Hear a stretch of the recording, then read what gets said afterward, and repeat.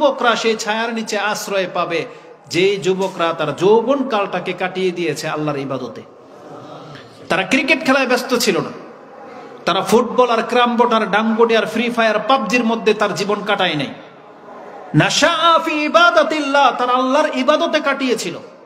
এই জন্য আল্লাহ সুবহানাহু ওয়া তাআলা এই বয়সের যুবকদেরকে, যেহেতু এটা রং তামসার বয়স, এটার প্রবৃত্তির বয়স, এটা দুনিয়ার ভোগের প্রতি আকৃষ্ট হয়ে যাওয়ার বয়স, সে যখন এগুলোকে উপেক্ষা করে আল্লাহর ইবাদতে লিপ্ত থেকেছে, এই জন্য আল্লাহ তার মর্যাদা স্বরূপ এতটা বড় মান দিয়েছেন যে বিচারের মাঠে সবাই রৌদ্রের নিচে দাঁড়িয়ে থাকবে, মাথার মগজ পর্যন্ত টকবক করবে, আর সেখানে যুবকরা ওই 7 শ্রেণীর মর্যাদাকর ব্যক্তিদের সাথে সামিয়ানার নিচে থাকবে, যেখানে ওই ছায়া ছাড়ার কোনো ছায়া থাকবে না। বিশেষ গেস্ট, আল্লাহর বিশেষ গেস্ট, সেখানে আপনি যুবকদেরকে দেখতে পাবেন যারা আল্লাহর ইবাদতে কাটিয়েছে।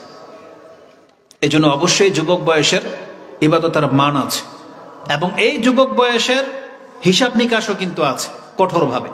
কারণ আল্লাহ সুবহানাহু ওয়া তাআলা বয়সের একটা হিসাব নেবেন, বিশেষ করে যুবকদের, যে ফিমা আবলা, তুমি তোমার এই বয়সটা কোথায় খরচ করেছো, জানো মরিহি ফিমা আফনা, তুমি তোমার বয়সটাকে কোথায় শেষ করেছো, ওয়ান শাবাবিহি ফিমা আবলা, তোমার এই যৌবন কালে তুমি কোথায় কোথায় ছিলা, কোন কোন কাজে তুমি ইনভলভ ছিলা, এটাকে জিজ্ঞাসা করা হবে।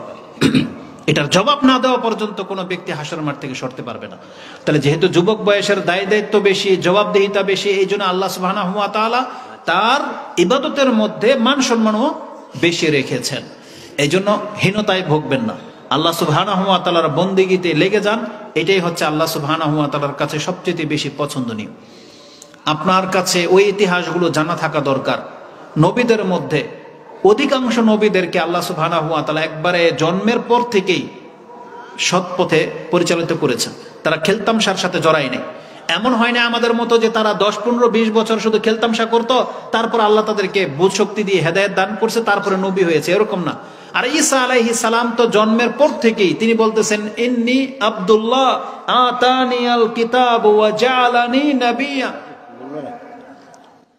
তারপর তিনি বলতেছেন, ওয়া আউসানি বিসসালাতি ওয়া যাকাতি মা দুমতু হাইয়া। এটা কোলের বাচ্চা বলতেছে, আল্লাহ আমাকে আদেশ করেছেন আমি যেন নামাজ কায়েম করতে থাকি, আমি যেন যাকাত দিই, কতদিন পর্যন্ত, মা দুমতু হাইয়া, এই পৃথিবীতে যতদিন আমি বেঁচে থাকবো।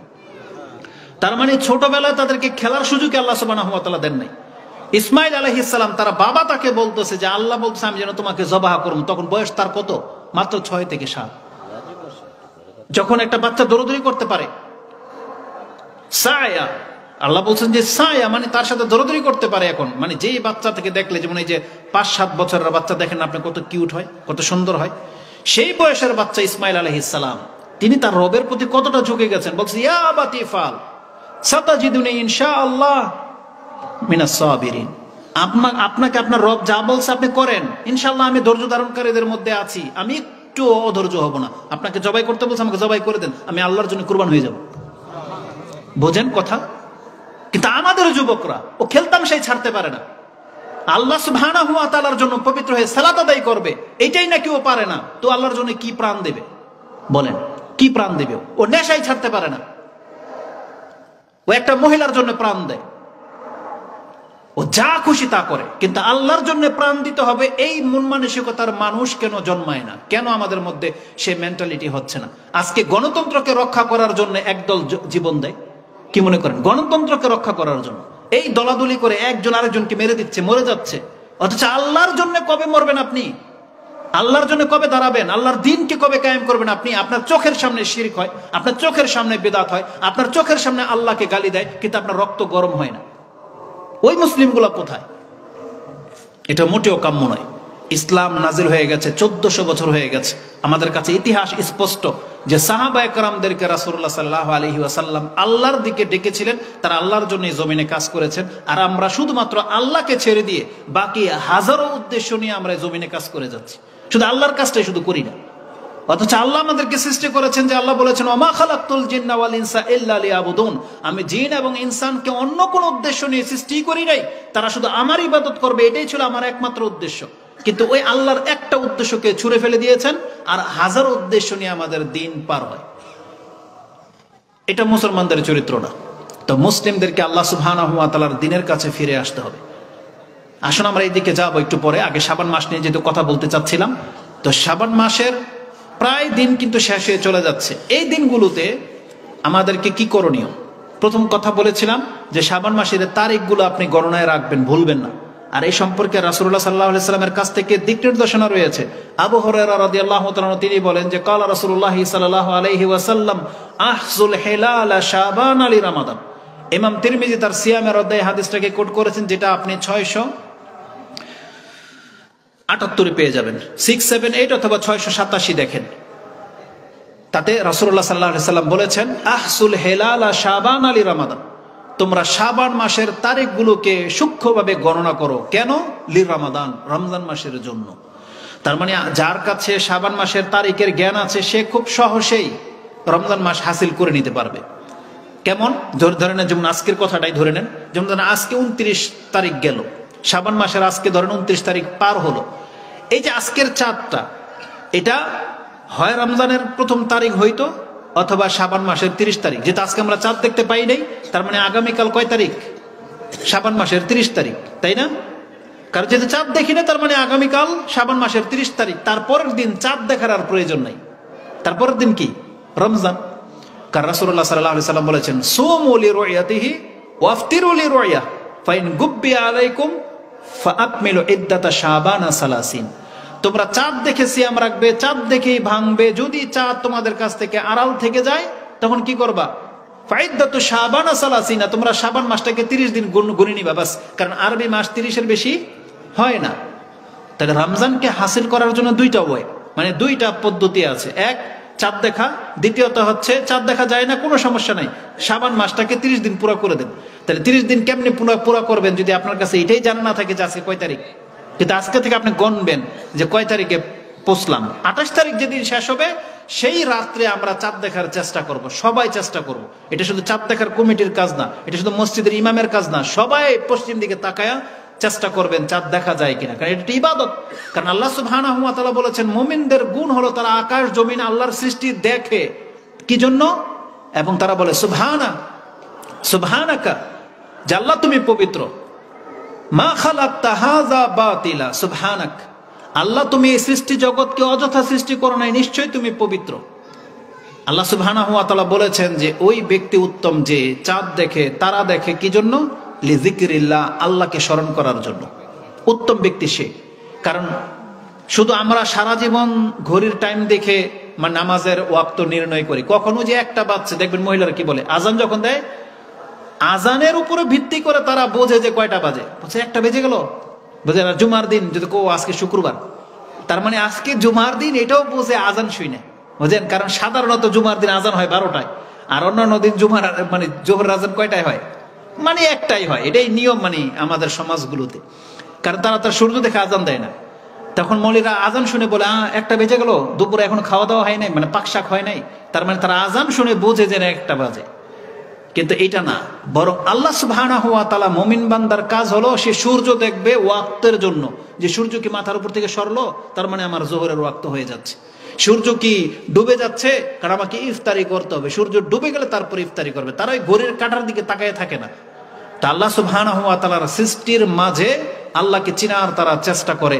এই জন্য আমাদেরকেও আল্লাহ সুবহানাহু ওয়া তাআলার এই সময়গুলোকে মূল্যায়ন করতে হবে। আজকে কি বার? এটা কেবল আল্লাহর মুমিন বান্দারাই খুঁজবে আজকে কি বার। আজকে তো সারাদিন আমাদের সবার পার হয়েছে, কিন্তু বৃহস্পতিবার কবে, সোমবার কবে, আইয়ামে বীজ 3 দিন কবে, এটা কারা খোঁজে? সবাই খোঁজে? সবাই খোঁজে না। এটা তারাই খোঁজে যাদের সাথে আমলের সম্পর্ক আছে। এই জন্য শাবান মাস কবে, কত তারিখ, এটা তারা খুঁজবে যাদের সাথে ইবাদতের সাথে সম্পর্ক আছে।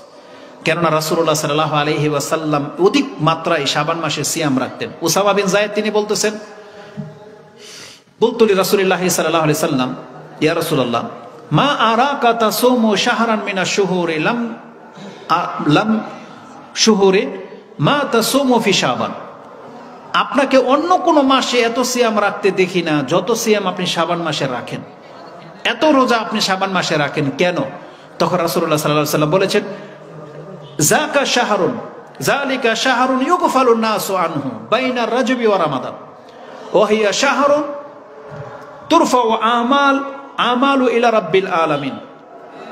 ফাউহিব্বু আইয়ুরফা আমালি ওয়া আনা সাইম। রাসূল বলেছেন এটা এমন একটা মাস যে মাস থেকে অধিকাংশ মানুষ গাফেল থাকে, যেটা কোন মাস যাচ্ছে। এই মাসের কোনো একদিন আল্লাহর কাছে আমল পেশ করা হয়। এই জন্য আমি মুহাম্মদ পছন্দ করি যে কোন দিন আমার আমল তোলা হবে, আর ওই দিন আল্লাহ দেখবে যে আজকে মুহাম্মদ সিয়াম অবস্থায় আছে। যেখানে পৃথিবীবাসী গাফেল, সেখানে আমার বান্দা মুহাম্মদ সাল্লাল্লাহু আলাইহি সাল্লাম সিয়াম অবস্থায় আছেন। এটা ইমাম নাসাই কোট করেছেন, যেটা আপনি 2357 নম্বর হাদিসে পেয়ে যাবেন। তাহলে রাসূলুল্লাহ সাল্লাল্লাহু আলাইহি সাল্লামের সাথে এই শাবান মাসের সিয়ামের খুব গাঢ় সম্পর্ক রয়েছে। আয়েশা রাদিয়াল্লাহু তাআলা আনহা থেকে ইমাম মুসলিম হাদিস কোট করেছেন এবং ইবনে মাজাতে রয়েছে। আয়েশা রাদিয়াল্লাহু তাআলা তিনি বলেন, কানা রাসূলুল্লাহ সাল্লাল্লাহু আলাইহি ওয়াসাল্লাম ইয়াসুমু শাবানা কুল্লাহ, কানা ইয়াসুমু শাবানা ইল্লা কালিলা। যে রাসূলুল্লাহ সাল্লাল্লাহু আলাইহি ওয়াসাল্লাম পুরো শাবান মাস ধরে সিয়াম পালন করতেন, কেবল কয়েকটা সিয়াম তিনি ছাড়তেন। তাহলে রাসূলুল্লাহ সাল্লাল্লাহু আলাইহি ওয়াসাল্লামের আমল থেকে যেটা জানা যায় যে তিনি অধিক মাত্রায় এই শাবান মাসে সিয়াম পালন করতেন। তাহলে আমাদের জন্য করণীয় হলো আজকের পর থেকে আমরা চেষ্টা করব যত বেশি পারি এই মাসগুলোতে নফল সিয়াম রাখার চেষ্টা করবেন। কেন? আপনি যদি অভ্যস্ত হয়ে যান, ইনশাআল্লাহ রমজান মাসের সিয়াম রাখতে আপনার কষ্ট হবে না।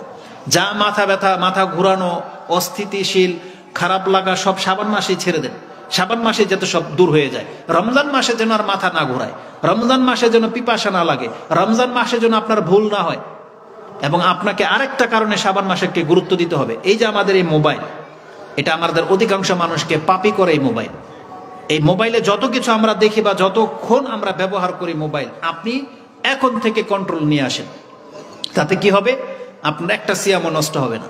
কারণ ধরে নেন আপনি যদি রমজান মাসে প্র্যাকটিস করেন যে আমি রমজান মাসে ভালো হয়ে যাব, তাহলে রমজানের প্রথম সিয়ামটা আপনার নষ্ট হবে মোবাইলের কারণে। রমজান মাসের প্রথম সিয়ামটাই নষ্ট হবে আপনার এই যে অসুস্থতার কারণে। কারণ আপনার অভ্যস্ত না, হঠাৎ করে সিয়াম রেখেছেন, হঠাৎ করে আপনি মোবাইল থেকে বাঁচতে পারবেন না। এই জন্য আপনাকে এখন থেকে কন্ট্রোলে নিয়ে আসতে হবে যে আজকের পর থেকে আমি মোবাইলে আজে বাজে দেখবো না, এবং মোবাইলটাকে আমি বেশি ব্যবহার করতাম, আজ থেকে আমি 1 ঘন্টার বেশি ব্যবহার করব না। এবং আপনার কোরআন পড়া অভ্যস্ত ছিলেন না, এখন থেকে 1 পৃষ্ঠা করে হলেও অভ্যাস করেন, সকাল সন্ধ্যায় বিকালে যখন তখন। আপনার মেন্টালিটিটাকে মানে আপনার মাইন্ডটাকে ইসলামীকরণ করেন যে এইবার রমজান ইনশাল্লাহ আমি ভালো কিছু করে আল্লাহকে দেখাবো। এখন থেকে আপনাকে প্রিপেয়ার্ড হতে হবে, মানে আপনাকে প্রস্তুতি নিতে হবে এখন থেকে। হুট করে আপনি কোনো পারবেন না, কারণ মানুষ হচ্ছে অভ্যাসের দাস। আপনি এখন থেকে অভ্যাস করে নেন, রমজানে একটা মিস্টেকও আপনার হবে না। আপনি জেনে রাখেন, সিয়াম আমরাও রাখি, আবার সাহাবায়ে কেরামরাও সিয়াম রাখতো, কিন্তু তাদের সাথে আমাদের ইমানের এতটা পার্থক্য। আবু হুরায়রা রাদিয়াল্লাহু তাআলা আনহু সম্পর্কে বলা হয়েছে, কানা আবু হুরায়রা ওয়া আসহাবুহু, তিনি এবং তার সঙ্গীরা যদি কোনোদিন ইযা কানা ইয়াউমুন সাইমান, তারা যদি কোনোদিন সিয়াম রাখতেন, জালাসা ফিল মসজিদ, তারা মসজিদে গিয়ে অবস্থান নিতেন, সারাদিন মসজিদে থাকতেন, এবং তারা বলতেন নুতাহহিরু সিয়ামানা, আমরা আমাদের সিয়ামকে পবিত্র রাখার জন্য মসজিদে অবস্থান করতেছি। নফল সিয়াম, সিয়ামও আবার পবিত্র রাখার বিষয় থাকে। তারা বলতেছেন আমরা আমাদের সিয়ামকে, রোজাটাকে পবিত্র রাখার জন্য মসজিদে অবস্থান করতেছি, কারণ আমরা যদি রাস্তাঘাটে বাজার ঘাটে বেশি ঘোরাফেরা করি তাহলে আমাদের সিয়াম হালকা হয়ে যাবে, এমনটা তাদের ধারণা। অথচ সেই যুগে এরকম প্রকাশ্য গান বাজনা ছিল না, প্রকাশ্যে সিগারেট খাওয়া হতো না, প্রকাশ্যে কোনো বেপরদা মহিলা ছিল না, প্রকাশ্যে আমাদের মতো চায়ের হোস্টেলে টিভি চলতো না। তারা প্রকাশ্যে গীবত করতেন না, একে অপরের সাথে যে বসলেই গীবত করতেন না। তাহলে এমন একটা সময়ও যদি রাস্তাঘাটে চলাফেরাটাকে তারা অভদ্রমানি মনে করতেন, তাহলে বর্তমান যুগে যেখানে নেটের যুগ, টিভি চলতেছে, গান বাজতেছে, গীবত করা হচ্ছে, সিগারেট খাওয়া হচ্ছে, বেপরদা মহিলা যখন তখন চোখের সামনে আসতেছে, সেই জায়গাতে আপনি রাস্তাঘাটে বাজারে ঘুরে বেড়াবেন, আপনার সিয়াম কিভাবে হেফাজত হবে? কিভাবে আপনার